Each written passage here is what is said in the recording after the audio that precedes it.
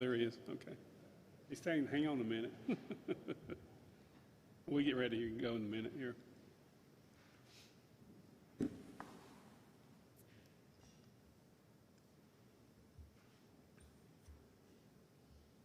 Okay, good evening. I'll call to order the March 15th regular meeting of the Haywood County Board of Commissioners. And our first order of business will be the Pledge of Allegiance. And after that, I'm going to ask our pastor and his daughter to come forward and give us the invocation. So if we would rise for the pledge.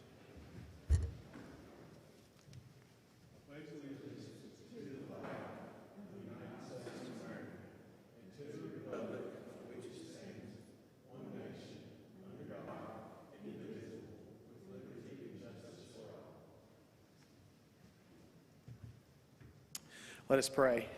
God in heaven, we thank you for another beautiful day to be able to live our lives in the freedom that you provided for us here, not only in this county, but God, our state and this nation. We thank you for the privileges and the blessings that it brings. We pray that as we have been made stewards over various different areas, we pray again that you would give us wisdom and guidance in all that we do. We need you more than anything, and we pray that you would be here today.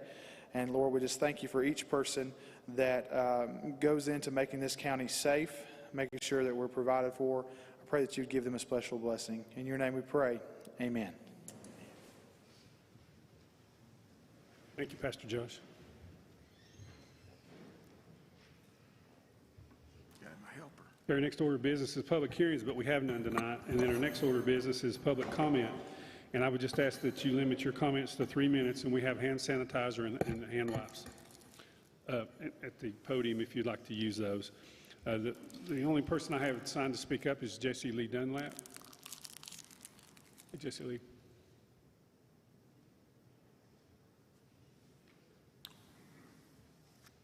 How are you? Hey, y'all. I'm good. Thank you. So I'm Jesse Lee Dunlap. I live in Hazelwood, 28 Georgia Avenue. There were some recovery statistics that were thrown around at the March 1st meeting, and as far as I know, there hasn't been a source provided for those statistics yet. And there's over 7 billion people on the planet, which recovery, being as individual as it is, means that there are about 7 billion ways to define recovery. So getting the parameters set for a discussion about recovery is essential before we start talking about it, because you got to compare apples to apples. And that being said, even in really hard to address substance use disorders that involve opioids and opiates, you can see if you use an evidence-based method, you'll see a success rate of over 30%. That's much different than the misinformation we were given at the March 1st meeting. And I would go even so far as to say that that's disinformation, because I felt that information was thrown out to manipulate and mislead the public.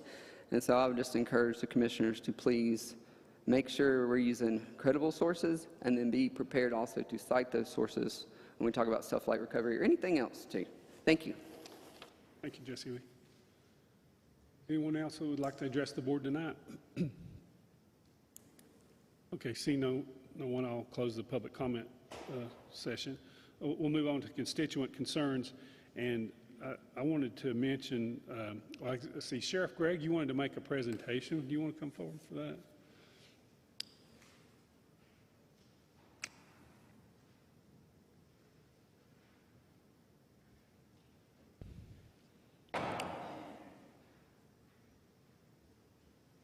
Welcome, Sheriff. It's always good to have you here. It's good to be here, sir. Thank you very much.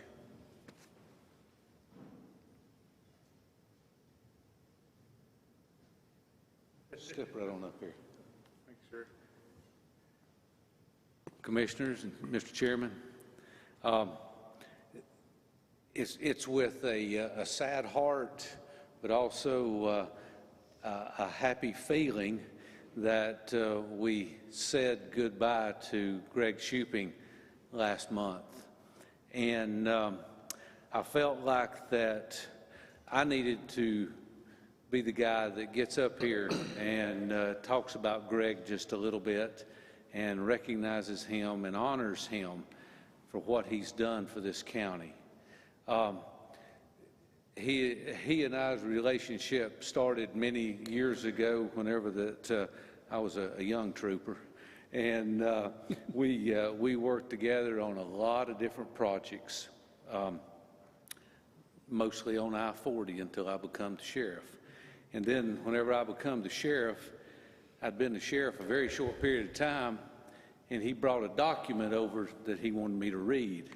And on this document, it talked about how that the sheriff was really responsible for most of these search and rescues, not the rescue part, the search part of looking for people in this county who find themselves in other places other than the parking lot at Black Balsam where they're supposed to be when at the end of these things. And he has taught me how to handle so many different things, not only from just a search perspective, but from a life perspective. And the way that he has been able to generate resources to come into this county to help us literally hundreds of times is something that I thought that I needed to bring to the people's attention in this county. This guy standing here has saved the people in this county literally hundreds of thousands of dollars, if not more than that, through the years because of the relationships that he built, not only right here in this county, not only Western North Carolina, but all over the Southeast. On this last search that he and I was on together, he had resources there from 6 states. And it was really because of the relationships that he's built that people would come and respond, that they'll bring their tents and their sleeping bags and their clothes and come and help Haywood County. And if it was not for the things that he's done to help us enhance search and rescue, as well as fire, as well as emergency management, we would really be in tough times here. And because of the things that he's done, we're a whole lot better off emergency management wise, and for sure from the sheriff's office.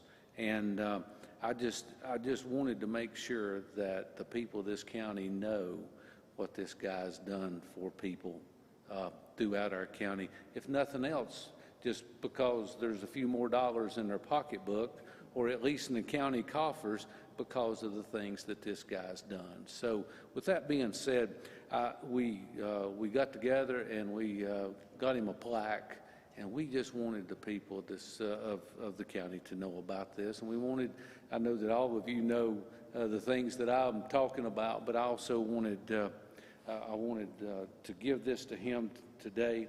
And it simply says, from the sheriff's office here in Haywood County, presented to Greg Shuping, thank you for your many years of dedicated service to the citizens of Haywood County, but more especially for the hard work and effort you put into establishing and building a relationship with the Haywood County Sheriff's Office. We appreciate you sharing your expertise in team building, search and rescue, and incident management that has made our office better in so many ways. We will forever be grateful for your service to us all. We signed that on 1 February 2021. Greg, we really appreciate you, my friend. Thank you for who you are.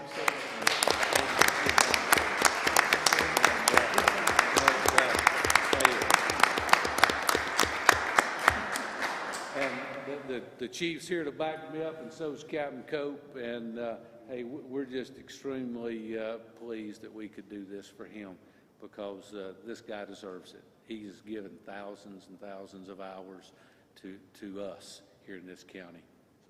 Yeah. Do you want to say something, Greg? Well, very, very shortly. I've had the opportunity to speak to you guys many, many times, but usually I'm not at a loss for words, Bryant. Bryant's trying to cut me off because I talk too much. I have very little to say except for the success that the sheriff mentions. He bears much more of the credit than, as you might imagine, than than I deserve. The relationships that we have built was a two-way street, and I think we met Sheriff maybe even before I came here when he was a trooper down east, and it's kind of stuck with us. And man, whenever I was the director and I found out that my brother Greg here was going to become the sheriff, I thought, my goodness, this is the dream team here. And we've lived that together, and I do believe that the citizens of this county have benefited from it. But most importantly, Travis Donaldson and all of the guys and gals that work for emergency services are ready to go. They're prepared. The number one word in our mission is preparedness, and they are ready to take the bull by the horns and keep going. You will not know that I'm gone except for things will get even better for those guys and gals. So thank you very much for that. Appreciate it. Thank you. Thank you. Thank you, Greg. I appreciate Greg, and I did want to say that we appreciate the vaccine clinics. I know you had a big hand in getting those set up. And if there was a jewel you want to put in that crown of yours, that'll be a big one, because I think we've had more positive comments over that than any other thing that the county's done, really. I guess I can say that. So I'm not saying it's perfect. I'm not saying we're not working on it. And that's the good thing about it, is we are working on it. And I know you've gone across the country to tell people what we're doing so they can do it, to where you don't wait in line for 8 hours and then find out you can't get a shot. You might wait a while to get on the to get a call to get a shot, but you're not waiting in traffic for nothing. So that's the beauty of the vaccine, I think, is just the time. It respects people's time and to get their shots. We just appreciate it. Okay, the other item that I had that I wanted to bring up during Constituent Concerns is about, and I'm not Greg West. This is the Greg and Greg show tonight in Constituent Concerns. So Greg, you wanted to let us know about the tax bills. I know you can get your name in the paper if you've got anything unpaid, and you might give us that deadline. Thank you, Mr. Chairman, Commissioners. I just wanted to give a friendly reminder out that the last day to pay your taxes, to keep your name out of the paper, will be this Friday, the 19th. I would like to encourage people to use the online service or the 1-800 number to pay those taxes so that we get those in by the 19th. You can also call our office at 452-6643, extension 2. This is according to General Statute 105-369 that we do have to advertise delinquent taxes at this time. The mail has been running, a little bit behind. They have seemed to have caught up lately. We're getting things a little bit better than we were. So I would encourage you to drop it by if you can, or use our drop box that we have located outside. And we will be advertising on the 24th. And I'll be glad to answer any questions concerning that. Okay. We got anything we need to ask about that? It's pretty straightforward, I guess. Even if you're on a payment plan and things like that, you're still considered delinquent. So, but you know that you have something worked out with the office, even though your name still may appear. But as long as you're on a payment plan, it's good shape. I just mentioned that we do these things because the state says you got to do them. So, what we're doing is what the statute calls for, and we're not trying to single anybody out or embarrass anybody. This is just what the law says we have to do, and so we do follow the law in Haywood County. So that's correct. Yeah, and if you have any questions, please don't hesitate to call the office. We'll be glad to help you any way possible. So Greg, just to be clear, if you are on a payment plan, your name's still going to be in the paper because you haven't paid your taxes in full. That's correct. So yeah, okay, that's correct. Thank you. Okay, thank you. Thank you. Does anybody else have any constituent concerns? Things I wanted to bring up. Tommy, did you have anything? No, I had a few questions over the last 2 weeks, but I got answers for people, and a lot of comments about the still the broadband. Yes. You know, I saw where Elon Musk, some people brought it to my attention, he had another launch Sunday morning, put 60 more of those Starlink satellites in orbit, and the FCC has approved him for 12,000 Starlink satellites. So he's going to build this wireless net around the Earth. 12,000, that seems like a humongous number of satellites. But the FCC has licensed him to do that, and he's launching 60 at a time. And he has, what did I tell you, Brian, 1,000? Already has 1,000 in orbit. So that may be the future. Sure it is. He sure is going in whole hog on investing in that network. So. Okay.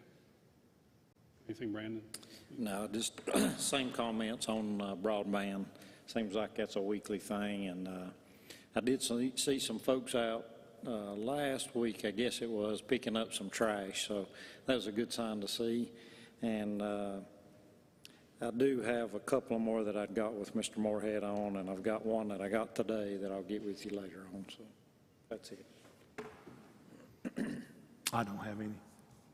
Anything, Jim? No. Okay, and then I do want to thank out in Springdale Country Club that community taking the bull by the horns, if you will, and getting something done. I thought that was really good. The best thing to do, that's the best way to work if you can work it out yourself, is just to get it done, because if you wait on government, it probably won't get done very fast. Okay, our next order of business is administrative agency reports and presentations, and we have a Shining Rock Classical Academy update from the head of school, Joshua Morgan. Welcome, Josh. Appreciate you coming out tonight and updating us. Thank you. Glad to be here, and good to see each of you again tonight. And long time no see. It has been a long time. Good to see you. It's been a little bit. We get to switch roles a little bit here, don't we? So just to catch everybody up to speed. You were Mama and I was principal back at one point there, so it's been a day or two. So, but good to see you. He's 20 now, so yeah, it's been a while. Well, there's a little more gray in the chin than there used to be too. So I guess it all sort of comes back around. So, it's great to be a educator in Haywood County, and because it is always a bit of a small world. Meeting former parents and former teachers too. Because I saw her here the last time too. So with our presentation, a couple of things there, and on the first slide that was up there, and you'll see this sprinkled all the way through, is our kids engaged in different activities, and all of these, as you'll be able to see, even with the one that's currently up there right now. Of course, wearing masks, so these are all pictures from the current times. Like on that first slide, the introductory one there, where we had students with doing Viking Day and being able to be out and foraging and things of that nature. These are things that we're still actively engaging in. It is a part of what we are at Shining Rock in terms of experiential learning and being able to get kids out and engaged and involved. I know a couple times whenever I've been here, one of the things that's constantly sort of referenced is just board membership, and that is one of the things that we are still actively and always actively trying to make sure that we have good, strong representation across the community. We have added 2 members recently, and getting ready to add a third here in the next month or so. So we'll actually have 10 members by the end of the month for our board. That's in anticipation that we're going to have 3 members rolling off at the end of June. So that'll have us back to 7 at that particular point, as long as we don't add some more. But we are looking to get it to where we can actually maintain 9 board members through there and have it to where it's a broader mix of representation there as well. So we want our board membership to be a true reflection, not just of our school, but also of our community as well. A couple of things, just sort of, again, give you some updates, not just some pictures there, but give you a few numbers and facts to lean off of there with regards to our school. Currently, and actually that number is going to be just a smidge low because I had a few more of them come back today. But as of last week, when I was putting the finishing touches on this, we were a little over 82% of our students back to face-to-face instruction. which we've been very, very pleased with that. If you recall, when I was here in the fall, that number was closer to about 75%, but we've had an increase in the number who've been able to come back. A lot of that has actually been buoyed by the younger kids. We had a few stragglers there in K2, but really the shift lately has been in the middle grades in the upper elementary school. We're down to just a handful of kids in those grades that are still remote only. The other thing, again, with that, in terms of our middle schoolers, you'll notice that number is a little bit lower, but that middle school number is those who are there with us 5 days a week. We do have a few middle school students who are still opting for that Plan B that you hear from the toolkit. So the way that we have constructed ours is not alternating weeks, but actually alternating days. So those who are on Plan B for us, they're there every week, either Monday, Wednesday, or Tuesday, Thursday. That has proven to be pretty effective for those kids in that they're able to maintain some form of a routine, and we're able to keep tabs on them a little bit better. They don't get a week behind on stuff, and we're not spending the first 2 days they're back in the week catching up. So that has been effective for us in that regard. But we do have 71% who are there 5 days a week, and that's 5 days a week every week.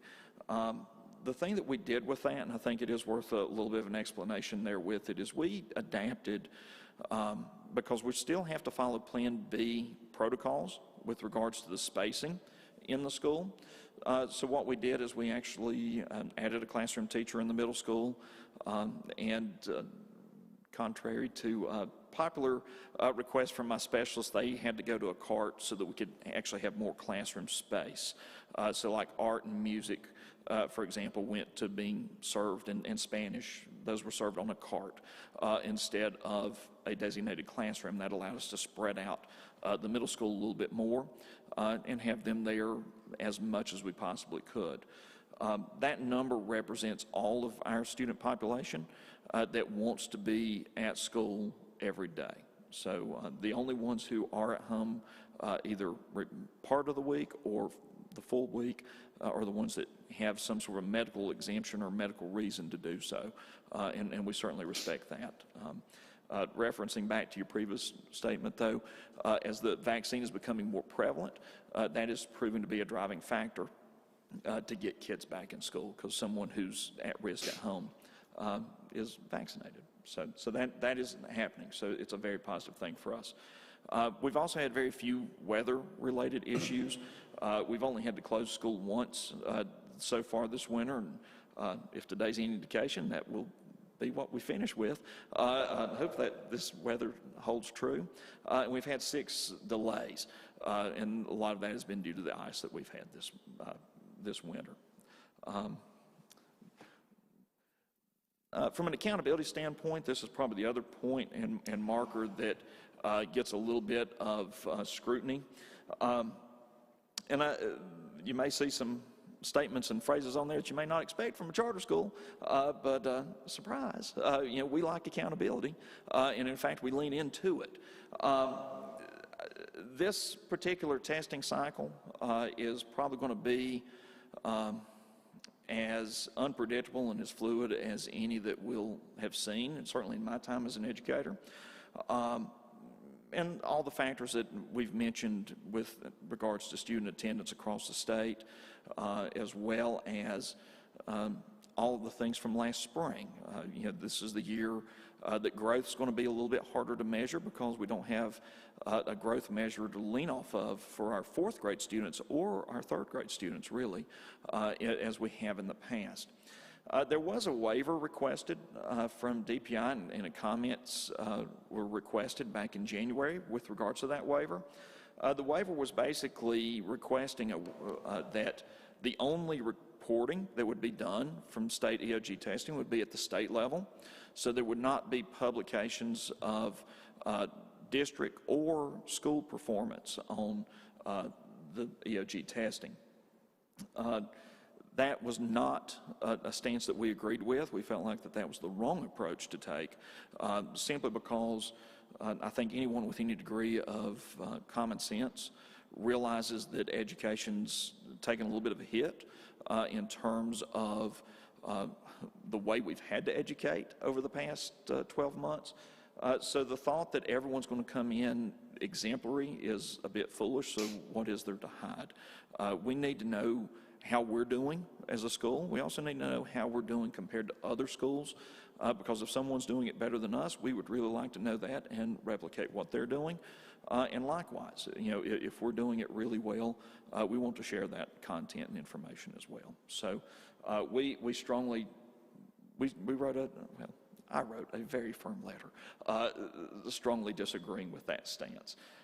Since then, that waiver has been amended. There should be some form of state and school level reporting out at that particular point.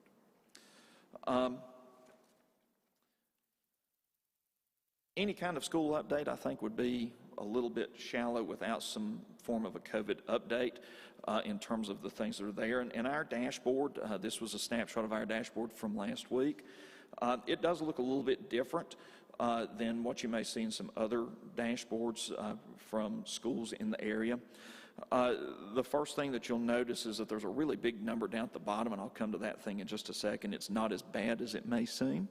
The number that you see most commonly reported is the top two sets of numbers, which is the number of positive tests that a school community has experienced.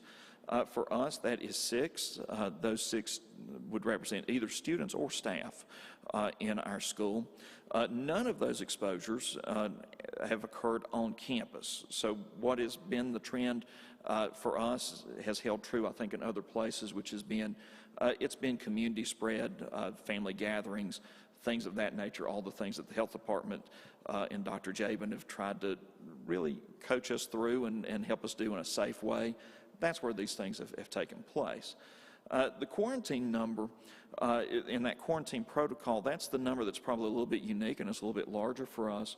What that represents is whenever we do our morning checks, because we have staff who check every student and every staff who comes to campus, if they have any kind of symptoms, in the fall, that was allergies, because they replicated each other so much.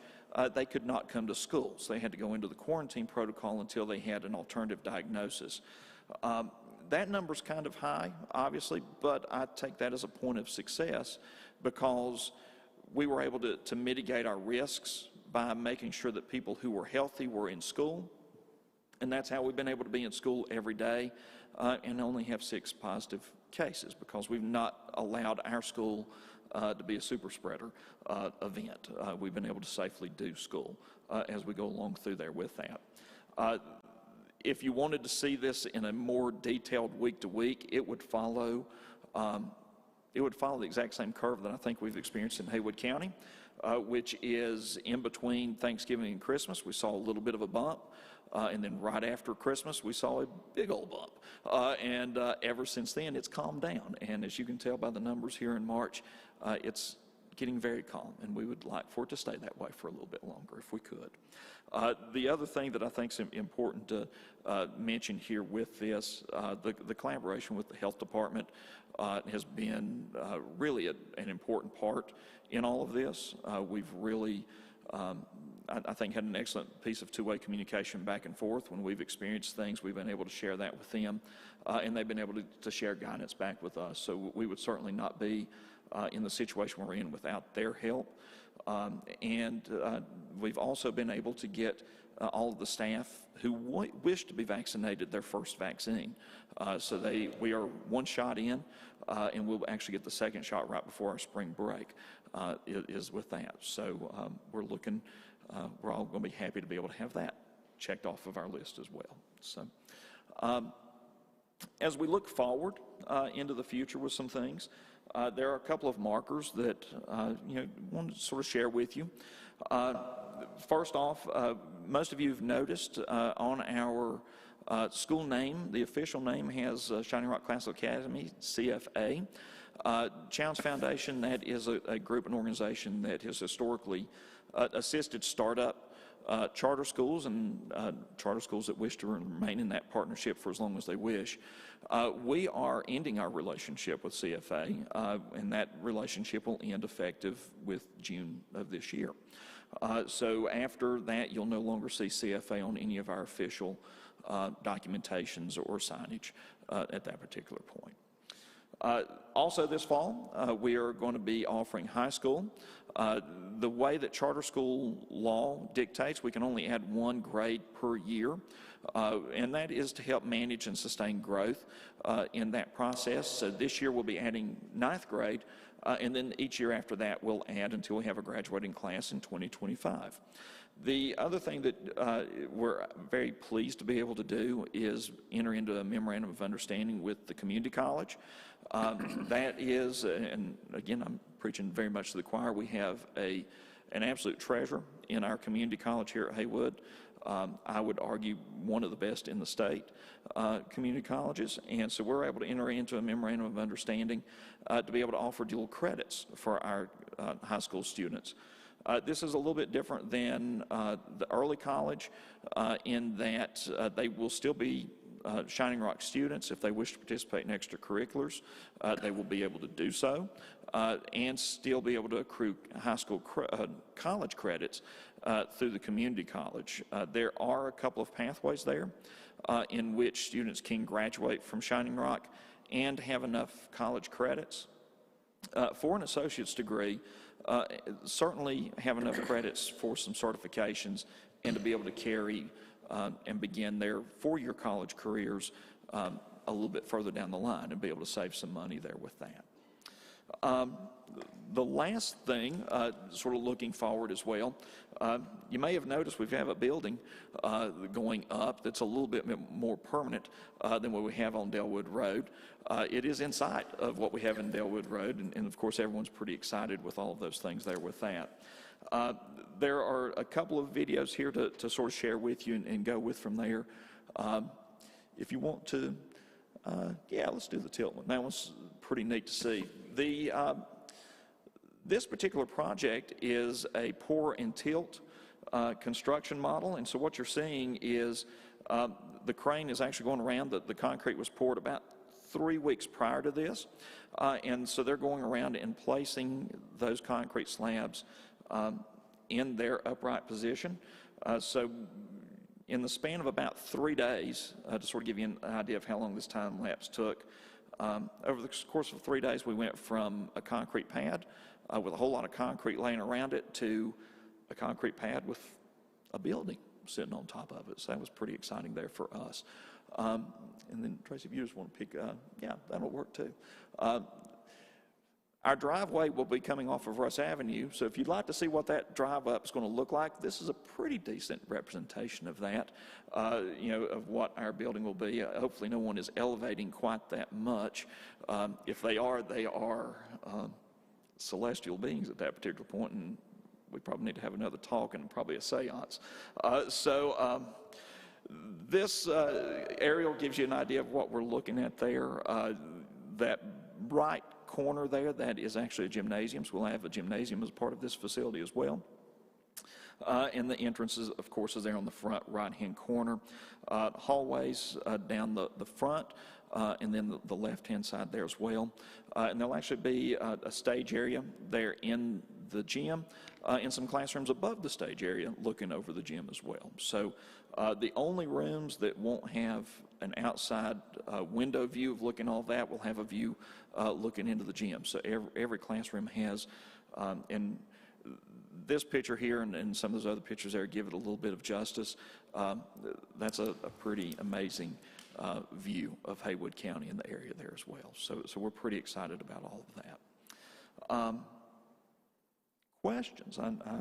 I've sort of gone through, and I probably wasn't a very good teacher. I didn't give you a chance to ask me questions as I went through, but I'll be happy to answer it as best I can. You're like some of the teachers I had that were just lecturers.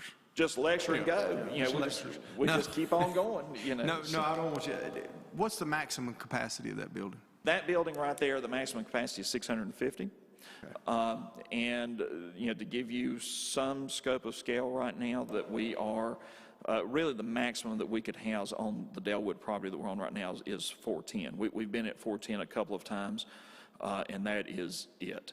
And honestly, right now,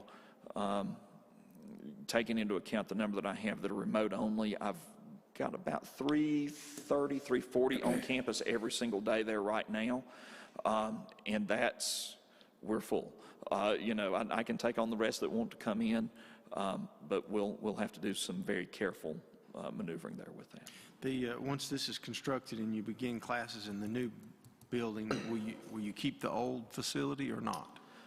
We're exploring our options right now with the current facility. You know, the way that you know, again, you know, this is the beauty of being a charter school and really anyone in education. You know, we've got a really good partnership with Lake Junaluska because it is their property, and we do have the option to continue that lease there. Again, we're just exploring some of those options because the other avenue would be to sell those modulars and whatever we could recoup out of those. But again, that's a little bit of a tricky situation because those things don't retain value the way that others would. Okay, thank you. Absolutely. Your approach on COVID, did you start your regular school year normally? You just offered remote learning to the ones that chose that? Did you ramp up? So what we did, we followed the toolkit that was issued by the state. So what that allowed us to do was when we started school in August, so on August 5th, we had face-to-face instruction. We started using the toolkit because at that particular time, what we were mandated to follow was Plan B for everyone. So all of our students were on the Plan B schedule, so they were there every other day, you know, either Monday, Wednesday, or Tuesday, Thursday. The timing worked out really well for us in that we had our fall break the first week of October, and that was the week that the changes to the toolkit were made where we could allow elementary kids to come back under Plan A, which we still had to be mindful of the masking, but we could be a little bit more densely populated. So when we returned back to school on October 12th, we had completed a lot of work and actually were able to follow Plan A for the elementary kids, beginning with October 12th, so they were there every single day from that point forward. The middle schoolers, because there's a lot of siblings involved, that's where we expanded out and sort of pushed some folks out of classrooms to create extra space, and they were able to come back every day as well. So since October 12th, we've been in school. Anyone who wanted to be in school every day has been in school every day. Prior to that, we had to follow the state mandates of Plan B. That may be way more answer than you wanted, but like everything, it's complicated. You know, it's our philosophy has been basically it's hard being a kid. It's especially hard being a kid and learning remotely. For us to be most effective, we want to try and bring them in and be on campus, and so we've really made the point of emphasis. To be quite honest with you, I was planning all the way back last May, whatever guidance we had to try and have it to where when our school calendar started, we could start. You know, it wasn't something that we just dove into haphazardly.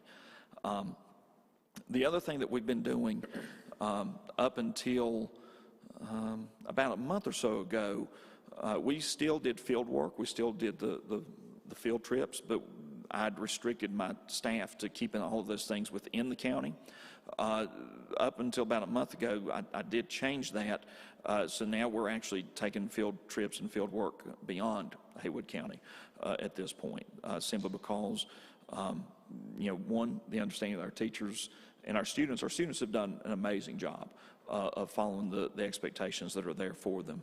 But we've been doing field work, you know, across the region again, as we have. Cost is a little prohibitive with that, simply because the Plan B restrictions on the buses still applies, so that means it's basically double transportation because we can only put one child per seat unless they're siblings, and you don't have a lot of siblings unless they're twins in the same grade level, so that has been a little bit cost prohibitive, but it's important, and we've figured it out.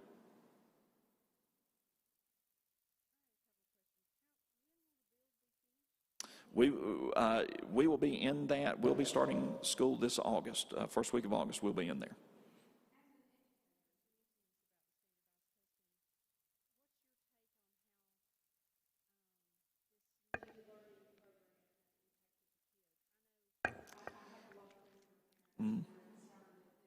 We've lost this entire year of education. Well, and I think that's one. I think it's important why we need to make sure that we have these assessments. And I'm not, you've known me a little bit longer than most. I'm not a advocate for standardized testing. I think that that's not the best way to measure learning because none of us go through our daily work, circling A, B, or C. But I do think it's important that we know and have some understanding of what's going on with that. To call it a lost year, I think, is probably a blanket statement and probably not entirely accurate for a couple reasons. One, if you've leaned into the challenge and you've leaned into what's in front of you, you should have learned a lot, not just the kids, but also the adults when it comes to education. The thing that I shared this last week in our weekly newsletter with our parents, we have pushed the envelope in terms of technology being utilized in education more in the last 12 months than in my previous 18 years in education. And that's typical. When you're forced into doing something, you figure it out, or you lay by the wayside. I think for those of us who have really tried to do what's right by kids and really push the envelope on a few of those things, I don't see it as a lost year. I don't know that it will be fair to expect the same gains and outcomes as what we would have expected had COVID never happened. But I do think that we've learned a lot as educators in terms of how to meet the needs of kids in different ways. I do think that some of our kids who have been remote only or have spent a majority of that time academically, we're going to see some really stunted growth there, particularly in math. I'm probably more concerned, and that may be my old habits of being a math and science middle school teacher. I'm probably more concerned about math than I am reading, just because the direct instruction in math is such a critical component there. They've learned how to carry the one, thanks to all of us. Yeah, they can carry the one, and that's, but I think that's one thing that concerns me. I'm probably more concerned, and this is probably something to just sort of put in your bucket to think about, and as we start managing things collaboratively as a school and as government, I'm concerned about the emotional toll that this has taken on our kids. I have several kids that I'm not real sure they're in as good a spot mentally. In fact, I'm certain they're not in as good a spot mentally as they were this time last year. Some of them have been left to their own devices for a year, and some of those devices have been, their only interaction has been through digital means, and that's just not entirely healthy. And so I do worry a little bit about the mental health of our kids, both in the short term, in terms of being able to help them get reacclimated back to these type of interactions, as well as the long-term ramifications in terms of what that does with mental health and otherwise. So I do worry about that. That's interesting. Good question, though. I was just wondering, how many square feet is the building that you're building? What's the square footage of it? Do you know? Off the top of my head, I think it's right around 48,000 square feet of usable space. 48,000? Okay. And that's, do you have room for expansion if you ever need to? We do. That was one of the things, that was one of the things that sort of slowed things up just a little bit, and why it's going to be a little bit tighter completion. The completion on the building's slated for July, right. And we had to do a little bit of reconfiguration there, simply because the building actually turned a little bit on the facility, because as you've noticed, we're moving a lot of dirt. Some of that dirt is actually being moved around up there. There's just as much being moved around and staying on there as there is actually moving off. Right. And the purpose of that was and don't have the picture there, but on the opposite end of the gym, that is actually going on ahead, and we're grading it out and getting it prepared so that when we are ready to expand, we can expand just right off the end of that building right there. Okay. Is that a prefab building that you're putting up? No, it's a pour and tilt. So what they do, It's a what? pour and tilt. So what they do is they actually pour each of those things that you saw in that Yep. tilt. So each of those they had a mold, and Southern Concrete here in Waynesville came and poured the concrete into those molds. And then after they had cured, that's when the crane came through and they tilted it up and put them each into place. It will not look like a pure concrete building because some of those molds, just like concrete molds that you use in driveways and things like that, they have the brick facade and things of that nature. So it can be painted and everything else there. So aesthetically, it's not going to look, it's going to look different even than it does right now, by the time it's all complete. Okay. What is the cost of all that? Do you? The cost and what we have budgeted in there right now is right at $15 million. Is that for the building and the land and everything, or is that just for the building? And all in, building, land, moving of all that dirt, all the grade work, getting the red light installed, because as you guys know, anytime you do those things, you're responsible for that. Taking care of the sidewalks for the town of Waynesville. That's all in on all those things there with that. So.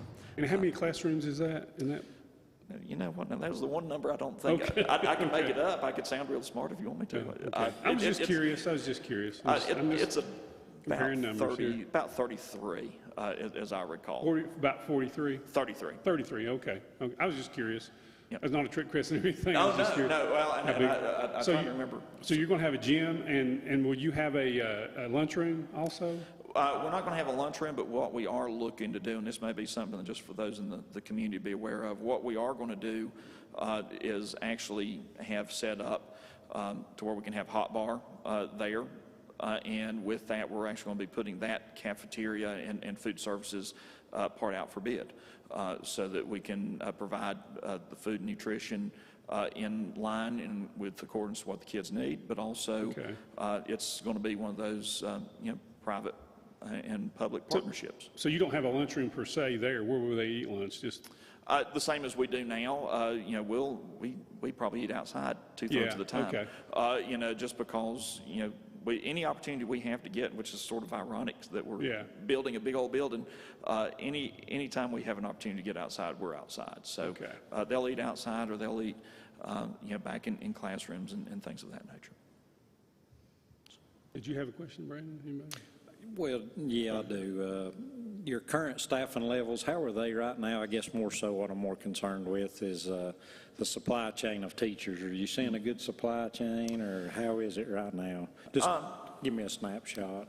Snapshot in terms of teachers. I try to hire, I cast a fairly wide net. So for me, I've not had a huge issue just yet in terms of fulfilling any vacancies and things of that nature.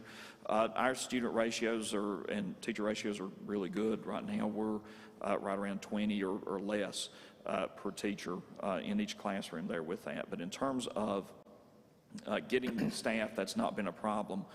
For us, and again, this is one of those things that you'll hear sometimes from charter school, because I want to make sure, since we're talking about a staffing thing there, all of our teachers are certified in their areas.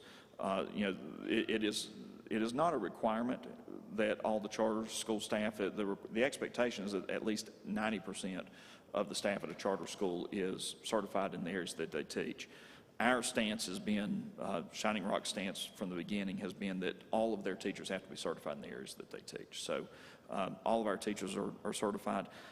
We do actively seek those who are on alternative pathways. So they may not have come through a traditional education prep.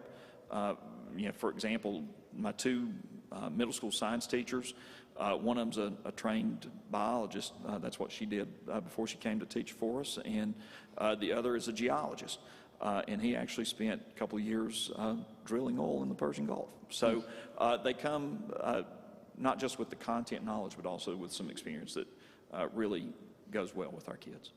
Okay, thank you. Do I have any other questions? We appreciate you coming by, Josh. All right, absolutely. Give us an update on it, and look forward to the next time. Absolutely. Thank you. Y'all, Thanks for the update. y'all stay safe. Have a good evening. Thank you. Thank you, Josh.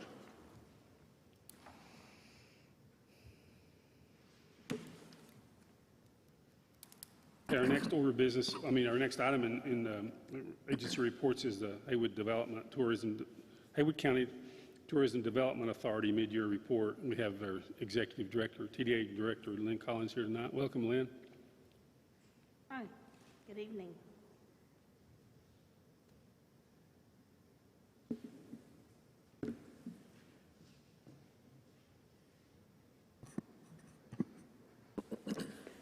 So I'm here tonight, excuse me, to give you our mid-year report for tourism in Haywood County. If I can quit coughing. So I want to start off with this. For years, for those of you who have heard me give reports before, I always state that it all starts with a visit. And I think that a lot of times we don't understand how tourism touches just about all businesses in our area. And this is called the circle of life for tourism. So I think it's just good for you to hear and to see, and at least gives you pause for thought. If you build a place people want to visit, you build a place where people want to live. If you build a place where people want to live, you'll build a place where people want to work. If you build a place where people want to work, you build a place where business needs to be. And if you build a place where business has to be, you'll build a place where people have to visit. So just kind of explains that little circle and talks about it as, as well, and makes you stop and think about it for a few minutes. As you know, our occupancy tax is divided into a 3% account and a 1% account. And I am happy to report that this year has certainly not turned out as we anticipated. That could be good or bad, depending upon how you look at it. But you will see from this chart that we have had some excellent tourism numbers for the first 6 months of the budget year. And I can tell you that I just got January numbers last week. And every month when I get these numbers, I think that I can't be surprised anymore, but I was absolutely blown away by the January numbers. They were 113% ahead of budget and 66% ahead of the previous year. Wow. So we are very fortunate to live in such a beautiful location that people want to visit and feel safe coming here. A lot of destinations, some not too far away, have absolutely been devastated by this pandemic. So in that respect, we have been very fortunate. On the next page, you can see the breakdowns for the zip code areas. And once again, you will see from that they all are doing very well. The zip code area that has taken the biggest hit through all this is, of course, Lake Junaluska, and that's due to the fact that they primarily rely on groups in their conference business, and that just absolutely went away. And it will be a while before it comes back. They have done an excellent job in regrouping and changing their business model and getting on board, trying to target more leisure business, and their numbers are slowly starting to come back. So, and as we say, you can look at the Clyde numbers. Clyde always wins on this. They're just doing great. Their percentage keeps coming up. The next just shows the number of accounts that we have, the active account performances, and also it shows the gross sales based on a monthly basis and an annual basis. On the number of accounts, the top graph in there, you will see that that number goes down, and that's something that we're seeing on a continuous basis each month. And basically, all that tells us is that more and more of these vacation rentals are going to online agencies, whether it's VRBO or Airbnb, because if they exclusively rent through an online agency, like the two I mentioned, then they're not obligated to have an account here at the county. So that's kind of a yay boo. By them not having an account here at the county, we don't necessarily know who they are because there's no accounting for that. We have recently contracted with Granicus Host to do a discovery program and also look at compliance. And we just got our first report from them last week, and it's very telling, and it breaks it down by zip code, and it gives us more information than we could ever hope to have on all these vacation rentals. We will be able to identify who is in compliance, who's not.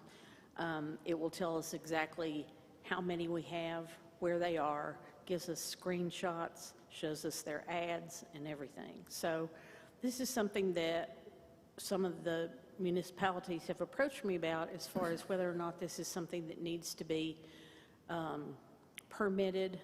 There needs to be some sort of registration process or whatever in the future for this. And so as we get further into these reports and looking at that information, that may be something that we do need to have a conversation about. Because number one, hopefully we'll identify the ones who aren't paying, and that will get them in line, and they'll start paying, which will increase our occupancy tax collection as well. But also will let us know if that's something that we think needs to be, have a system set up to manage it overall. On the next chart, or the one to the right here, the gross room night sales. In an average year, we're right around that $40 million mark for gross room night sales on accommodations. Through December, we were at 33,539, and just looking at the overage that we've had so far and calculating that out, it looks like we will hit probably about 56 million this year. So you'll see that's a substantial increase in the gross sales overnight. We also, you've seen this chart before, each month we break down the occupancy by category, and vacation rentals have always been a high percentage of this, but this year has just been especially telling in the types of accommodations that people are looking for when they come here and what they're comfortable staying in. And you can see that by far the vacation rentals have the largest percentage of occupancy. Once again, I said I got the January numbers, and in January, the vacation rentals accounted for 73% of the occupancy for that month. It's the highest it's ever been.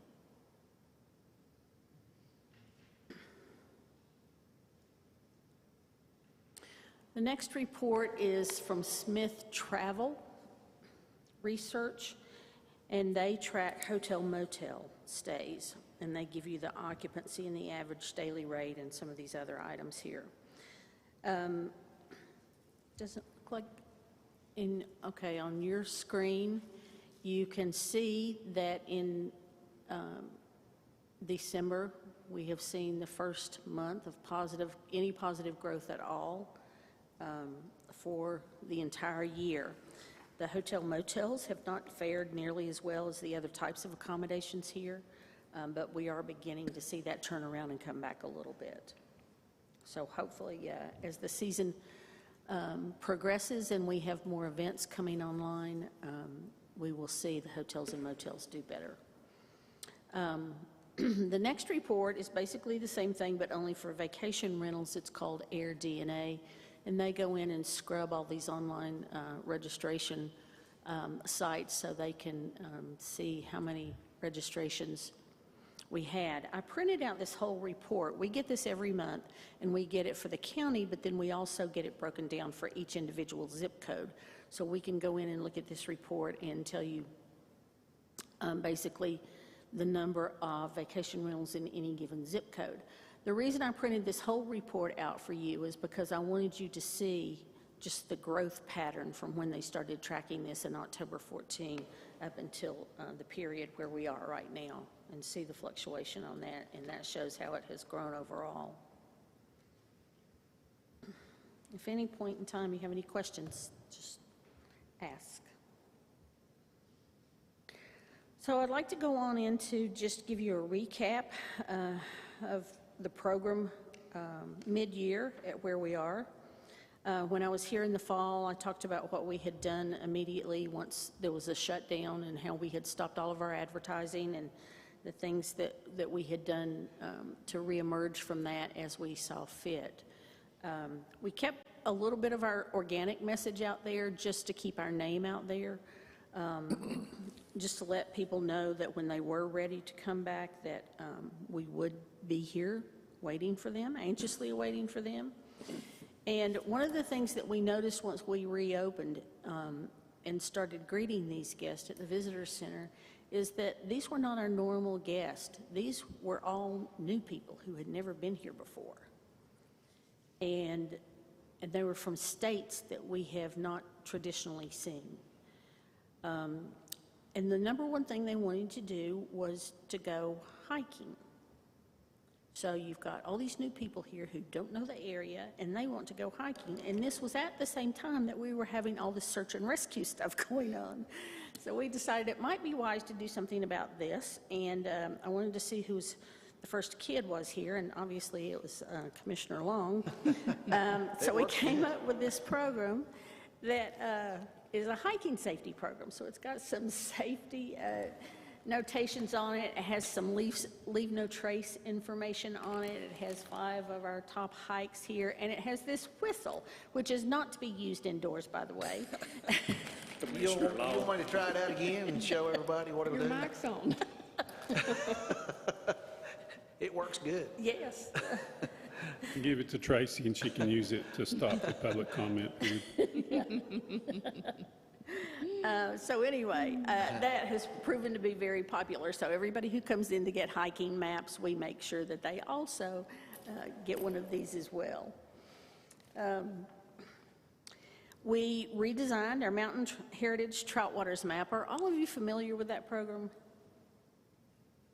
That is a program that was started a number of years ago as a pilot program by Joseph McQueen. And what it is there are some designated waters within the county. When it started out, there was 5 towns on in the program, and Waynesville and Canton Waynesville and Maggie Valley were 2 of those. Richland Creek and Jonathan Creek. But what it is there's a designated area of each of those bodies of water, and they're stocked by North Carolina Fish and Wildlife. But you can purchase a 3 consecutive day license for $8, and then you can come to the visitor center and you can check out fishing poles, and you get a tackle box. And you can go fish with your kids and let them play in the creek and everything for 3 days for $8. And so that has proven to be an extremely popular program here. There are many days in the summer when we have all of our poles checked out. So we redesigned the map, updated it, and we are working to hopefully maybe even get a section of Hominy Creek over by Chestnut Mountain designated, so they can do that over in Canton as well. Then after we got further into the opening up and saw all these people coming in and felt like it was a time to get back to advertising, our agency came up with this new campaign called Embrace Unusual. And some of the The three most popular ads that are on this page, can't do two things at once here, are Best Science Lab Ever, Ditch the Fake Zoom Background, and Meet Some Wild New Coworkers. So this has been very popular. It's generated a lot of inquiries for us. Our website visits are up considerably, and we have carried that through the winter and are working on taking that into the spring as well. Visit North Carolina received some COVID money, and they turned around and offered that money to the destinations in the state through a marketing grant program. And you could apply for up to $100,000 of marketing money, and we were awarded that full amount. And so that advertising was done in October through December. So that was great to be able to add $100,000 to our marketing budget. And these are the places that money was spent. We also were awarded an Economic Development Partnership of North Carolina Recovery Grant, and that was just to pay for some expenses that we had that were COVID-related that we did not have budgeted, so we received $21,500 for that. And at the same time, through the Blue Ridge Parkway Association, we could apply for a grant that was sponsored by Nestle and Deer Park Water as a sustainability grant. So we partnered with Haywood Waterways and were awarded a grant of $2,500, and they will be using that money, Haywood Waterways will be using that money to plant native plants along some of our stream banks here locally as well. So, and then once we did that, their representatives called us back and said, you know, we would like to do another pilot program along the communities of the Blue Ridge Parkway. And they said, would you be interested in maybe partnering with us to place some bear-proof recycling and trash bins at some of your locations? So those were just delivered last week, and we have some in Maggie and some in Canton. So that's becoming a very good relationship. Next, we completed our first phase of the wayfinding program. We had 23 signs installed throughout the county, and we have a couple of the municipalities that we're getting ready to work with to do some additional signage and in their own areas. Like for instance, here in downtown Waynesville, they want to place some in town, so it would be something that is just comparable to this, but maybe on a smaller scale.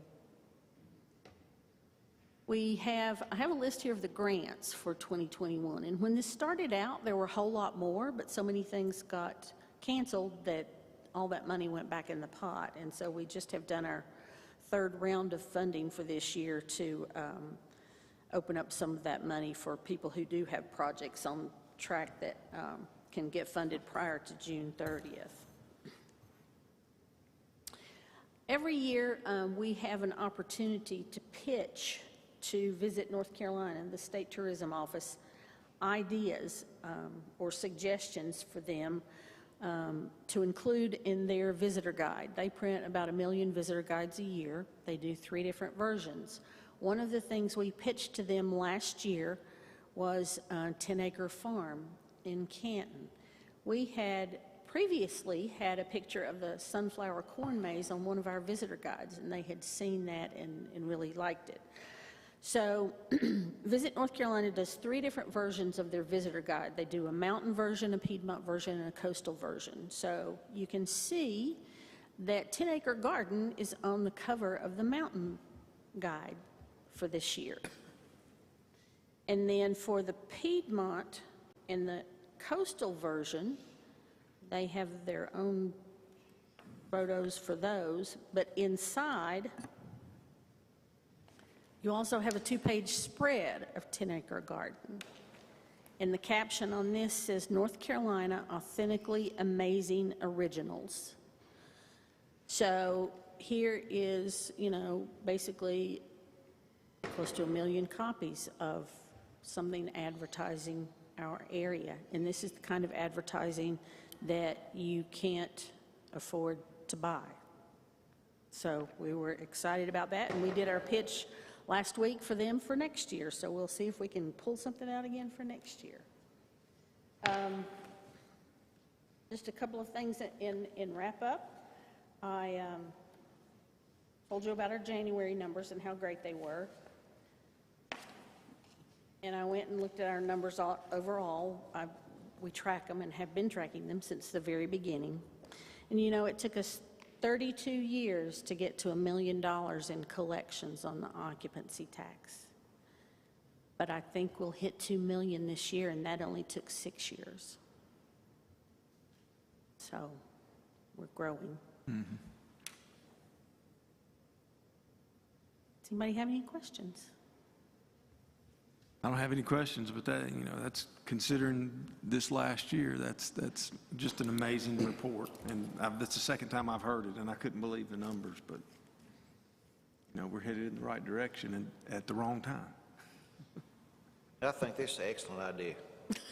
I mean, you hear stories about people that, you know, out in search and rescue where the rescuers walk within, you know, their cell phones went dead, but you can hear this thing, Yeah. I guarantee you, from a long way. Yeah, we made sure we got one that could be heard for a long way. If you'd have told me a year ago, you know, I was going to say this too. It was almost exactly a year ago when this started, and I remember we basically asked Lynn to get up with people and tell them not to come here for a while. That was her job for a while, which really seemed weird that here she has got all the contacts to get people here, and she's having to tell people not to come. So, but if you'd have told me a year ago that we would be looking at a report like this a year later, I would have probably said that you're crazy, you know, but it is really phenomenal what's happened in that, you know, people just coming here and everything. So it's interesting that they're coming to hike. So I guess I could see that it's an outdoor activity, and there's lots of places for them to do that here. So that's interesting. It's been an interesting year. Like I said, we've seen all these non-traditional states, and we've seen them in masses. I mean, it's not just a few trickling in here and there. We've had a huge influx from Texas and just, you know, Colorado and just places that we don't normally see very much. So. What do you attribute that to? Just our area, or some sort of marketing, or? Well, we've never even marketed in those areas. Direct flights, maybe? Most of it's all been drive. And it's just, they have just, and they've moved around a lot too. I've talked to several people, you know, when I would answer the phone occasionally. I remember one lady who was in New Orleans, and she said she and her family had been there 2 weeks, and that they were just going from place to place, and when they'd get to one place, they'd just kind of look at a map and pick another place to go. And so they were getting ready to come here, and she had some specific questions that she wanted to ask, and she said, you know, we'll stay there 2 or 3 weeks, and then we'll move on to the next place. And you know, their kids could school from anywhere. They could work from anywhere. And we had a lot of people coming to do both of those things. So that's another reason why, you know, the vacation rentals have been so popular, is just because they could kind of be by themselves, but yeah, they could go do and get out and go do without being in a crowd. Not confined in a motel room. You've got a whole house and an acreage to explore. Yeah. And they could sit out on the deck and have a beautiful view and work. And so we've learned a lot this year through all this. That's a good point. Thank you. Thank you, Lynn. Thank Lynn, you. I got a question for you. Okay. How many vacation rentals do we have here in the county? Do you know? I know we're not capturing all of them, is what I heard you say, but. We'll know once we have a few more reports from Granicus. It's somewhere, I would say, between 1,500 and 2,000. Wow. And growing every day. That's more than I thought we had, but. And the other question I had is, what's your crystal ball telling you about the months ahead? I mean, summer and spring coming on, are we going to see this trend, do you feel like, continue? It's still going to be strong. What we're looking at is just how sustainable it might be and for how long. But all the indicators are showing that we're going to have a very strong spring and summer season. And as we were going through, Granicus and working on this with them, I read a report the other day that they had put out about vacation rentals. And there are 7 states in the United States that have over 70,000 vacation rentals in those states. And North Carolina was one of those 7. I was surprised by that number. So, and they're in the mountains and on the coast. And so just so I understand, there's not a requirement to have some sort of business permit Nothing. or, okay. And that becomes a problem. Because, I mean, it's interesting, that people feel safer going to these vacation rentals, but there are no standards for cleaning or anything else. I mean, there's nothing that they're really held accountable for, whereas on the hotel motel side, they do have standards. And we have had, through this all, we've had numerous folks that have showed up at the visitor center or called and said, look, we've just checked into this vacation rental.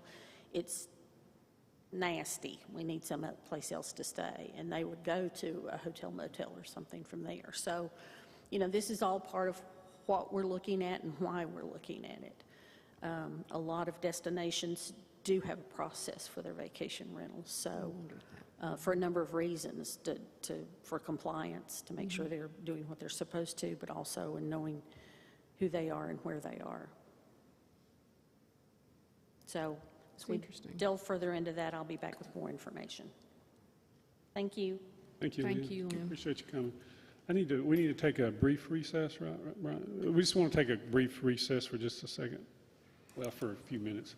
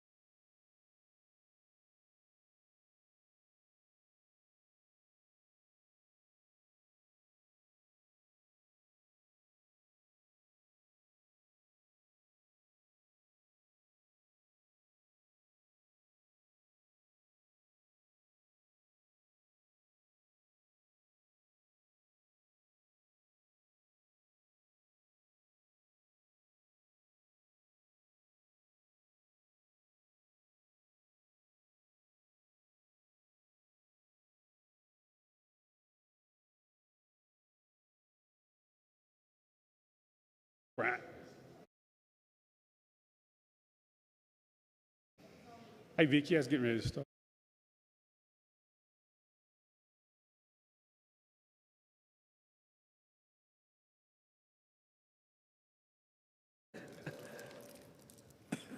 Okay, we've returned to the regular, we've returned back into session. Our next order of business, we're still in administrative reports, and we have a COVID-19 update from an interim health director, Garen Bradish. So Garen, I guess today, you're still interim, aren't you? You need to put down you're the COVID director. Vaccinator. Yeah, Yeah. Vaccinator, I like it. Good evening. As of today, we have to report we've had 3,934 COVID-19 cases in Haywood County. Unfortunately, 93 deaths. We're only reporting 5 new cases today, a trend that's been going for several weeks now of single digits every day of cases. So things have really turned the corner right now. We hope that it stays the same as we try to move into spring break and all that can occur from there. But hopefully everyone will remember that we're still in this and to be safe and take their precautions. We've vaccinated over 12,000 people as of Haywood County government with first dose vaccine and almost 9,000 with their second dose. Of course, those numbers are much higher when you factor in all the pharmacies and everyone else that's now providers of vaccine. Last week, we took a shipment of 1,000 vaccines from Mission Hospital, and we were able to vaccinate different projects there, different communities we wanted to reach out to. So we worked with Pathways to get vaccine to those that they provided a list for. Also, we worked with Vecinos and the Pigeons Community Center to vaccinate on 2 separate nights some of the Latinx population. So we have plans on continuing to look at some marginalized populations to vaccinate as we move through the 65 and older, which we did a cleanup on our list with a call over a week ago that took our pre-registration list from 17,000 down to 9,000. So this week, what we have planned today, we brought some of the state staff that we've been using that we were using for contact case investigations. Since the cases are now down in the single digits, we brought them into the health department, and we are actually using them to call instead of using Everbridge to put out a robocall to those that we want to come to the clinics. We're actually calling them in person. So hopefully that'll allow us to do some more cleanup of that list. We can gather some data about, have you received your vaccine from another provider, whether that be Walgreens or Western Carolina University or whoever it may be. And then we can take those people off the list. It also will allow us to manage our mass vax this week, which will be at the Lambeth Inn due to the fairgrounds having a prior engagement this week. So it'll allow us to take a better approach to how we run those clinics this week. Sometimes with Everbridge, we have to put out calls. So for instance, last week, one day we looked at doing our second dose, but then we came in to do 700 first doses that afternoon. We ended up having to call 1,300 people to get those 700 doses out. So we're hoping by actually having live people this week call, it'll be more efficient for us. And like I said, it'll help with that cleanup of the list. Like I say, we are doing, starting tomorrow, we'll be doing some second dose vaccine up at the Lambeth Inn. Then on Thursday, we'll be doing second dose that morning again. We have 600 one day, or 400 I think tomorrow, then 600 coming up. And then on that afternoon, we'll be vaccinating some more of our school staff that we need to get through. Then on Friday, we'll be running a first dose clinic, primarily there again geared to try to clean up some more of that 65 and older population so we can prepare to go more into the essential businesses and everyone else that needs vaccine. Like I say, we'll run these mass vax for a little while, but over time that may change. We could see the possibility of needing to change how we do our vaccinations. with more mobile clinics like we did this past week, going to particular areas, maybe going to particular businesses, large businesses, and set up in different ways. So we'll be constantly evolving. I'll be working with Travis Donaldson, and we'll look and see where our needs are and continue to adapt this until we see this through, hopefully in the coming months. If you've got any questions or concerns, I can take them. Garen, I know that I spoke with you before the meeting, and I brought it up in our policy group call last week, but I get a bunch of people bragging on how well our vaccinations are going and how fluent and efficient it is. But probably the only complaint that I have gotten is, people wanting to know where they're at in line or where they're at on the list. And I know that you shared some information with me along with Mr. Moorhead. Do you mind to touch on that publicly, just so people that's listening or watching will understand why we're doing what we're doing? Well, when you've got a list as large as ours, with all these different types of criteria populations that the state set forth, if you went in and numbered them, and now with all these different providers out there, the list is constantly changing. So we truly are trying to go down the list as best we can and just go in order, but if we number them, it can give a false sense of hope of where they are on the list. Why haven't I got my call if I'm this far out? It makes people expect that they're going to get their call next, and you may not be the next clinic we have. There again, we're trying to do different types of things. Like I said, this past week we reached out to some marginalized populations. We're doing mixing of different groups here and not just targeting one group. We're doing the school staff. We've got child care staff this week that will be vaccinating. So that 65 and older was a very large group on the list. If we went straight through that and didn't offer in some of these other types of clinics, we wouldn't be getting the type of vaccination results that what we're seeing. We need to work in all these other marginalized communities and things of that nature. And there again, I understand people wanting to have a number of where I am on the list, but we just know that that could lead to some issues and some false hopes. There again, we're limited on how much vaccine we're getting. 600 doses a week is not much. I have been on some calls with the Western North Carolina Consortium, and we are now doing something with all these different community or counties, health departments, and different providers such as hospital, Mission Hospital, just everyone that's a provider in Western North Carolina. And we've come up with a term that we call it the swap shop. That term did come from Haywood County. And what we do is we meet at 7:30 on Friday mornings, and we look at ways, if we've got another county that has more vaccine than they can push out in that 1 week time window, we look and see who can take that vaccine from them and then put it out into their community. This past Friday, Transylvania County had 1,175 doses of Pfizer. They were not going to be able to get out this week.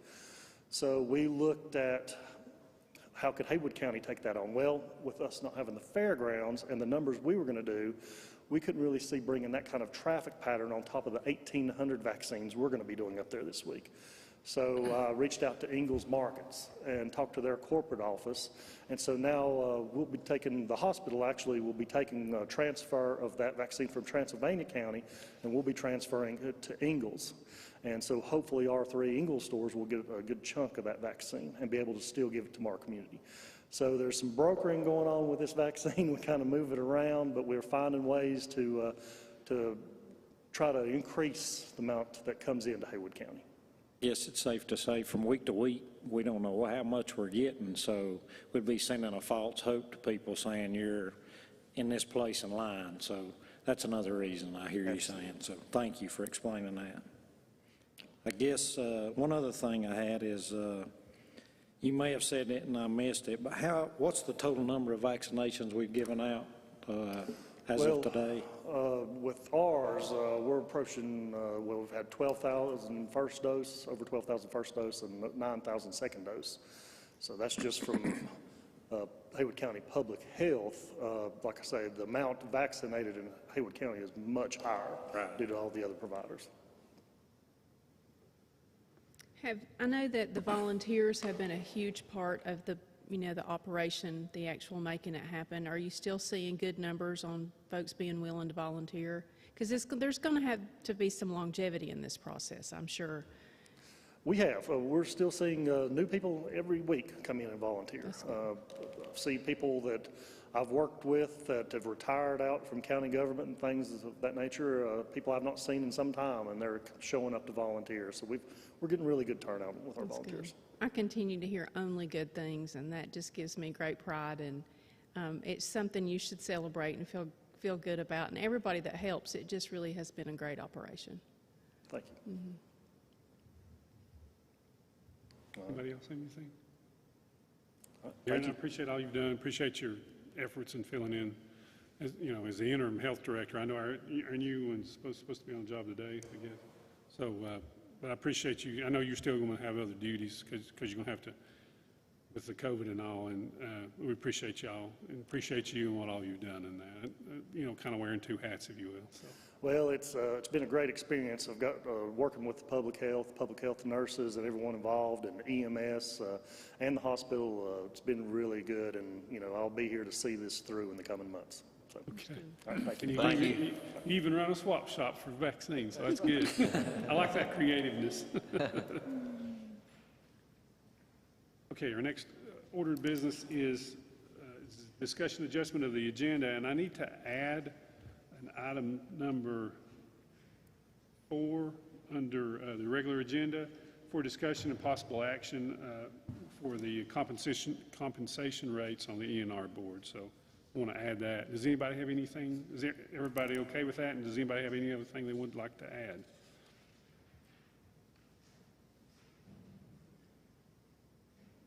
Okay, we'll move on to the consent agenda.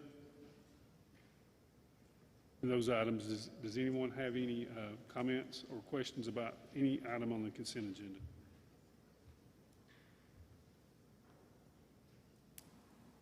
Hearing none, I'll entertain a motion we approve the consent agenda. So moved. Second. Any discussion at all? All those in favor indicate by saying aye. Aye. Is anyone opposed? Yes, unanimous. Okay, we'll move on to the regular agenda. And the first item will be to request approval to purchase 2 Dodge Durango Pursuit vehicles in the amount of $60,863.60 from Otterton Dodge, including full equipment upfit for the first vehicle and a partial equipment upfit for a second vehicle in the amount of $14,665.11 from Western Carolina Communications Systems for a total amount of $75,528.71 to be paid from the insurance proceeds. And Chief Haynes, you're here tonight to discuss this. Go ahead. Good evening, Commissioners. Yes, come before you seeking approval to go ahead and use that insurance proceeds from 2 situations to replace 2 vehicles, patrol vehicles, to include the upfit radio equipment, emergency response equipment that goes along with those as well, too. Both of these vehicles would be purchased via the North Carolina Sheriff's Association vehicle procurement program, which listed each one of them at $30,037 per vehicle. Did the insurance settlement cover this, or did you have to add anything to it? This covers it, yes, sir. Totally covered it. Yes, sir. Any other questions? Chief, how does this put these vehicles in line? I know that we have a schedule of replacing these vehicles. Will they go in a new place, or will they stay in line? How does that work? There's obviously a replacement schedule that we have to maintain, or we try to maintain as best we can each year. These will fall back into a line, obviously, as a new vehicle, but they're replacements of vehicles that already had a certain number of mileage on them that were involved in 2 separate accidents. Okay, thank you. Okay, any other questions on that? Okay, hearing none, I'll entertain a motion we approve item 1 of the regular agenda. So moved. There's a second. Any discussion? All those in favor indicate by saying aye. Aye. Okay, that's unanimous. Okay, item 2 of the regular agenda is to request approval of budget amendment for public safety in the detention center, $122,000 to appropriate fund balance to cover additional amounts needed for inmate safekeeping for $120,000 and $2,000 in additional medical supplies. Go ahead, Chief Haynes. Once again, Commissioners, I put in front of you a request to gather some money from fund balance to pay for inmate medical needs. It's actually separated into 3 different locations. One is there's obviously inmate medical that's budgeted each year, and also a safekeeping listed under the other inmate needs as well too. And there's a small portion to provide PPE, which obviously we have moved through quite rapidly due to COVID. Basically, where the $100,000 for medical inmate or overages and so forth for medical bills that we've incurred from inmate care, above and beyond. Unfortunately, it's one of those things that it becomes a very, very difficult moving target to hit as you're dealing with inmates, because as they come in and their medical needs become our medical costs for the taxpayers and so forth. So with that piece said, the additional $20,000, we're averaging right now somewhere in the $20,000 per month. So projecting out, looking at that same trajectory, that would put us in that 100,000 range. And in regards to the safekeeping of the $37,000 that's normally budgeted, we're right at $20,000, and that safekeeping basically goes down to when we have to house inmates in other locations for different reasons, and most always due to medical and/or security, but mostly medical reasons. And at this point, we have one person that is consistently, currently as we speak, in safekeeping right now in Raleigh. And then obviously the additional $2,000 would be for the rubber gloves, actually, for PPE to be used based upon our COVID protocols and so forth, which have since changed and enhanced since last March during this time, and we obviously have increased the use of those more than we normally have. So, okay. Is there any chance we'll get reimbursed for that COVID cost through the relief program? Probably look at FEMA funds first on some of that PPE, if you will. But you know, we've also received COVID funds that we could tap if FEMA doesn't reimburse us. That could be many months down the road before FEMA reimburses us, though. Always better late than never, right? That's right. Especially if you're a taxpayer in the county. Not to go down the rabbit hole on this, but can you give me just a little information about when we take somebody in, how do we determine what their medical needs are?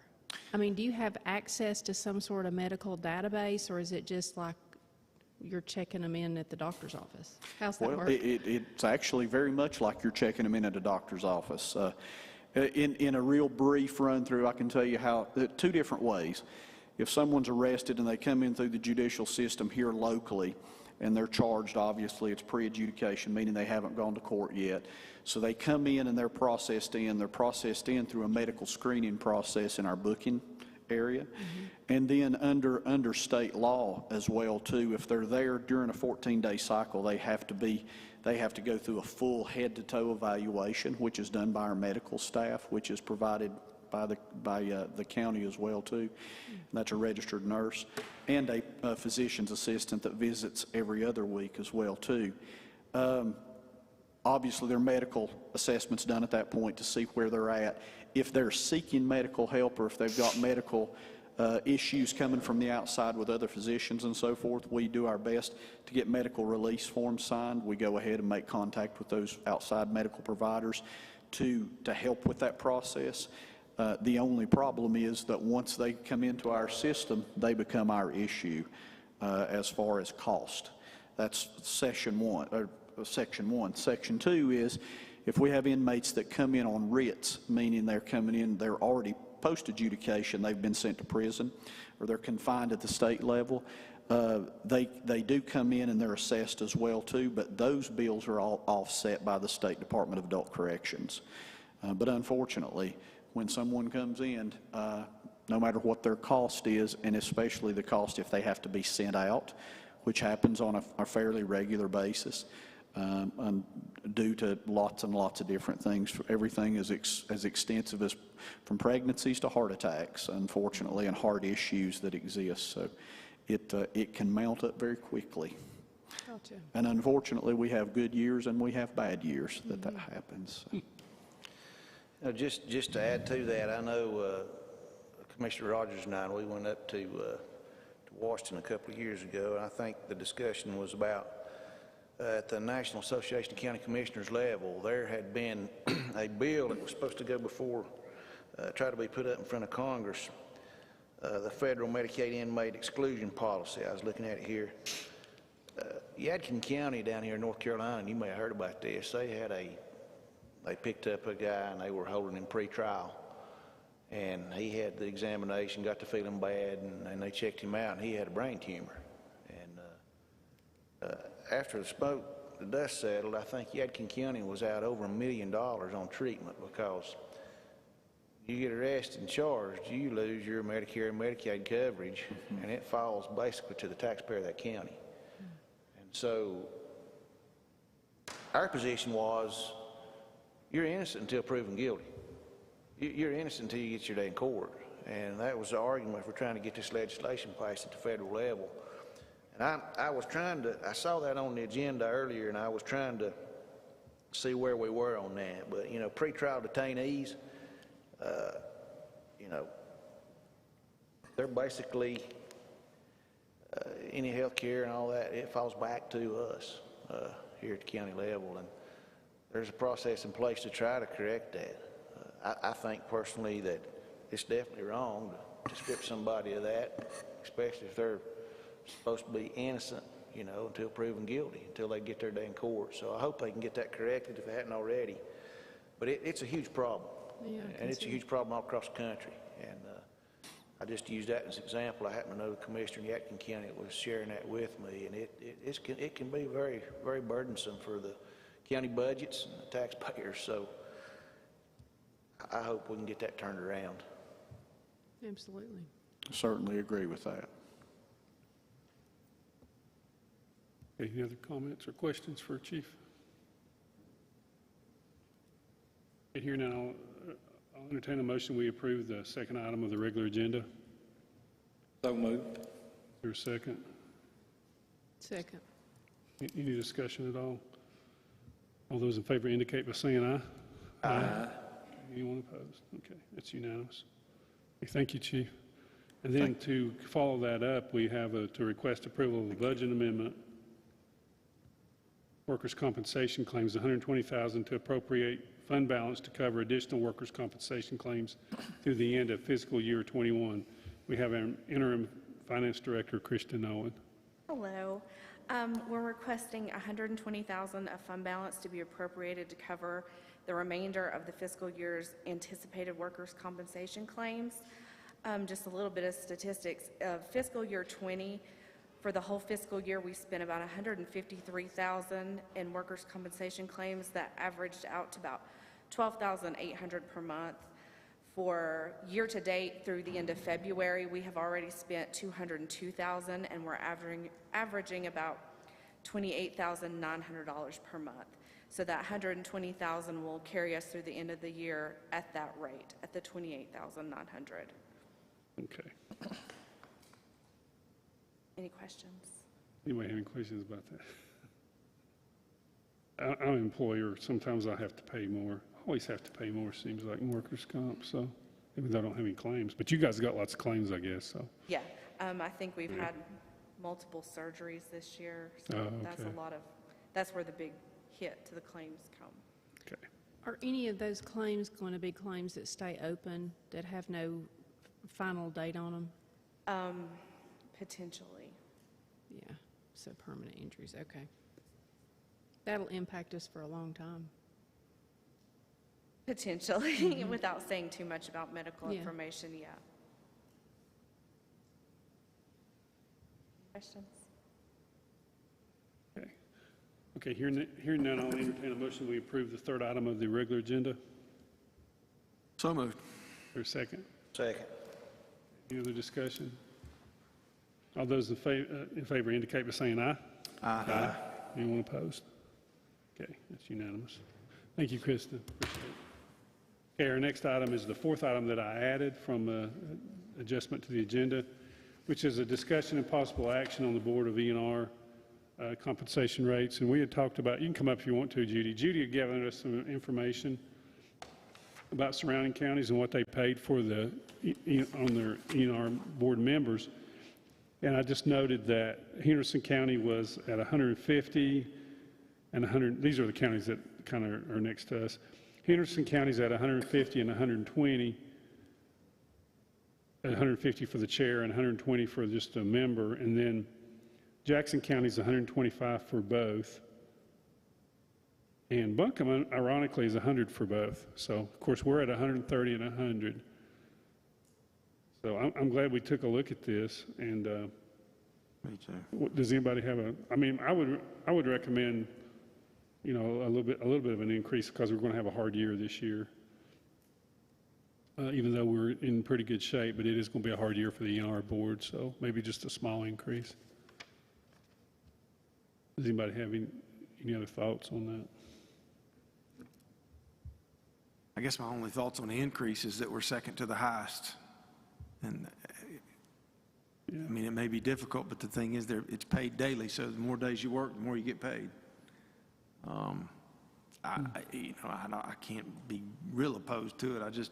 It's hard to increase it when you look at the rate you pay, and it's pretty much consistent with. Yeah, it is. Yeah. With everybody else. I might inject it to the chair position there, Commissioner Kirkpatrick. It looks pretty good, but we might consider maybe a slight increase on the member side. I don't know what your thoughts are on that, but Jackson's at 125, Henderson's at 120, and we're still there at 100.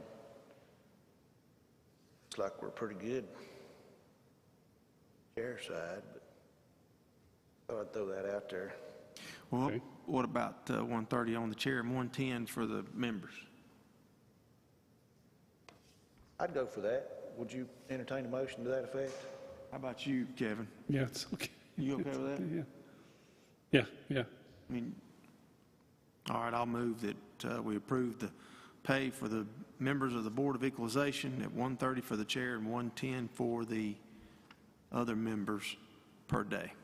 I second that. Okay. And then as far as the discussion goes, is this okay, Judy? Is this what you were looking for? Yes, Okay, yes, it's okay. whatever, it's Because I your know when we pleasure. did the resolution, we had a dollar amount we did not fill in, but we approved it other than that dollar amount. Yes, I do think that it has to be, do they have to amend the resolution? I think the way you posed the agenda item is whatever action you take to raise the rate, we will incorporate into an That's what we amended did. Yeah, that's what we resolution. And I'm assuming that will apply to the half-day. You'll do the half-day as well. If you meet, and they'll still get half-day pay. And Yes. if they meet over half-day, they get full-day pay, no matter if it's an hour over half-day. Yes, we've Okay. always done it that way. Okay. Thank you. Okay. Let's see. So any more discussion? All in favor signify by saying aye. Aye. Okay. Is anyone opposed? Okay. All right. Thank y'all. Thank you, Judy. Appreciate you looking into that. That makes me feel better about what we're paying. Want to be fair. Okay. So the next order of business is appointments. And the first one is to request approval of appointment of Will Jones to the Tourism Development Authority Board representing the combinations of 20 or less, fulfilling the remaining term of Rebecca Seymour. Do you do that, Bryant? Yes, Mr. Chairman. Okay. The request comes from the TDA board representing accommodations of 20 units or less. Ms. Seymour left the SWAG. She was the relations manager, or guest relations manager. Since she left, the owner, Mr. Colquitt, has requested that Will Jones, who's the general manager of the SWAG, be appointed to fill that seat for the remainder of her term. That's through the end of December 22. Okay. And that comes from your board too, I guess, right, Lynn? Okay. Okay. So, so I need to do that one first, right? Right? I need to go ahead and take, okay. All right, so I'll entertain a motion. We approve item 1 of appointments. So moved. Second. Okay. Any other discussion? All those in favor say aye. Aye. Okay, anyone opposed? Okay. Okay, then 2 is to request approval of appointment of Adam Bridges to the Haywood County Tourism Development Authority 1% zip code subcommittee, which is 28716 Canton, fulfilling the remaining term of Debbie Crawford. Mr. Chairman, Ms. Crawford has had to resign due to health reasons, so the Canton Board of Aldermen are recommending Adam Bridges for the replacement on that 1% subcommittee for the 2-year term ending December 31st, 22. That was the remainder of her term. Okay. So I'll entertain a motion. We approve item 2 of appointments. Make a motion, we approve Adam Bridges to fulfill the remaining term of Debbie Crawford. Second.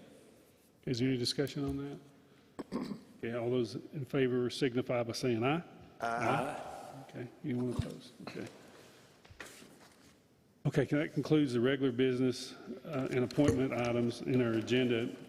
We'll move to closed session, attorney-client 143-318.11A3, and do I have a motion for that? So moved. So moved. Okay, all in favor indicate by saying aye. Aye. Aye, okay. Okay, we'll be in closed session when we enter the chambers in the back. Do we have any? Okay, I just want to make sure. I wanted to make sure we didn't have anything for the press.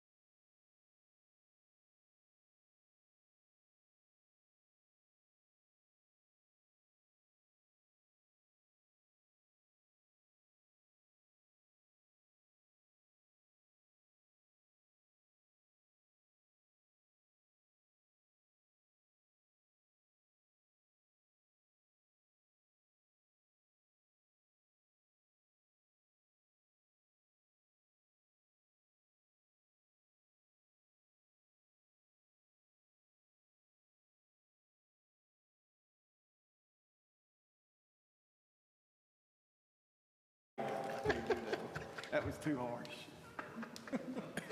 You know, what comes around goes around. Can you find yourself a Hey, commission? what comes around goes around, though. You got to remember that. That's true.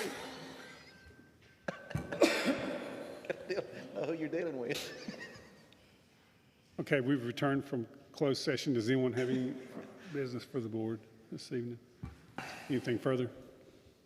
I have one thing, Mr. Chairman. I know this may be going out on TV, but you guys have a packet from the North Carolina Association of County Commissioners that has some pertinent data in it. It is a list of the legislative goals that we passed, and there's some other information in there, and I found it quite interesting that with our mental health situation in the county, and we're severely underfunded, but if you look at those charts in that packet, out of 100 counties, actually, we are funded 7th best out of 100 counties, if you can believe that. Wow. We not funded, but we are percentage-wise medical providers. It's in there. We have one medical provider for every 260 residents. And I think there's actually one county in there, if you can look, but I think there's one county that has one provider for every like 10,000 residents. So as far as availability, you know, I should rephrase that, the funding, we're still lacking. You know, we need help at the state level, and I think some of our people are working on that, but we do have the capability of helping people. We are the 7th best as far as number of providers per capita. So I thought that was quite interesting. So there are resources here in Haywood County if people want to utilize them. Yes, yes, we're 7th out of 100 per capita. It's in that packet, so I thought you might be interested to know that. Does anybody else have anything? Hearing none, I'll entertain a motion. We adjourn. So moved. Is there a second? Okay, all in favor indicate by saying aye. Aye. I say Thank you. Chris just trying to figure out who's second.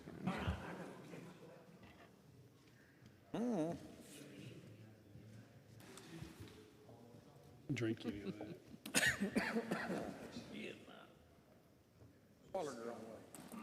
I'll work on it. I'll check on it tomorrow about that execution.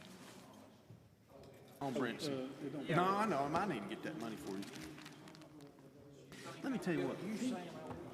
I'm gonna get something. It might be a dang Harley, but I'm gonna get something. If I pull up at your place driving a Harley, then that's what you're gonna get. That's what I figured. He is just everywhere.